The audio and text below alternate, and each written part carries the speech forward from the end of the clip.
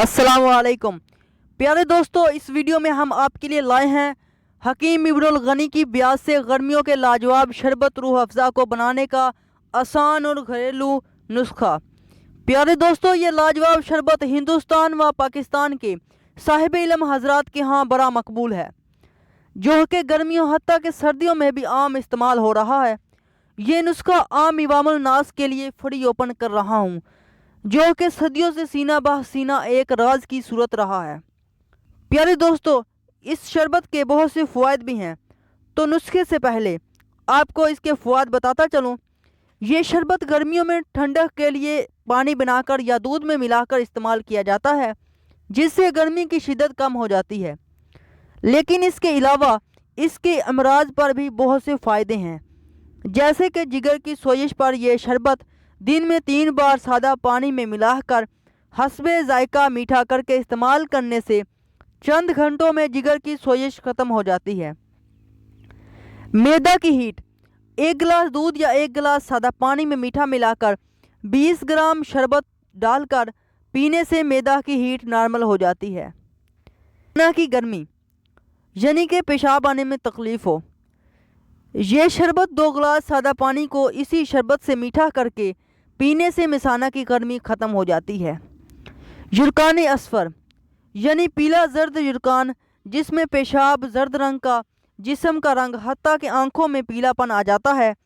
इस शरबत को सादा पानी में मिलाकर 5-6 दिन लगातार इस्तेमाल करने से पीला युरकान ख़त्म हो जाता है। प्यारे दोस्तों, अगर किसी छोटे बच्चे को ये पीला युरकान हो जाए तो ये शरबत उसके लिए बहुत ही कारआमद है। तो प्यारे दोस्तों, अब आते हैं नुस्खे की तरफ।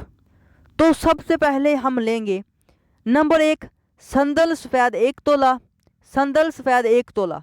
नंबर 2 छोटी इलायची 20 दाने। नंबर 3 गुलाब की पंखुड़ियाँ 1 तोला। इन अज्जा को आधा लीटर पानी में भिगोकर रख दें। 24 घंटों के बाद इसे हल्का बॉयल करके पानी साफ़ कर लेंगे। उसके बाद आधा लीटर तरबूज का पानी, आधा पाव घुल घरल का रस। जो पानी हमने बॉयल किया था इसे साफ़ करके इन दोनों रस को इस पानी में मिलाकर चूल्हे पर रख दें। इसमें 1 किलो चीनी डालकर मारूफ़े तरीक़ा से शरबत तैयार कर लें और इसे ठंडा होने दें। ठंडा होने के बाद इसमें रूहे केवड़ा और रूहे गुलाब के 20-20 कतरे डालकर किसी डाटबंद शीशी में पैक करके रख लें और ज़रूरत के वक्त इस्तेमाल करें। अगर आप खुश रंग बनाना चाहते हैं तो पकाते वक्त खाने वाला रस भरी रेड रंग शामिल कर लें। ये नुस्खा हकीम इब्नुल गनी की ब्याज से लिया गया है और बहुत ही आसान और कारआमद है। तो दोस्तों, उम्मीद है कि आपको हमारी वीडियो अच्छी लगी होगी।